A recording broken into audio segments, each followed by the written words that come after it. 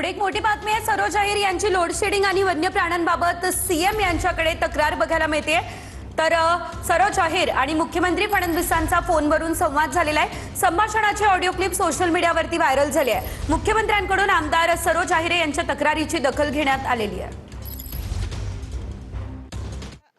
6 ते 7 दिवसांपासून माझ्या तालुक्यामध्ये ग्रामीण भागामध्ये मळे विभागांमध्ये प्रचंड लोड शेडिंगचा त्रास हा नागरिकांना होतो आहे।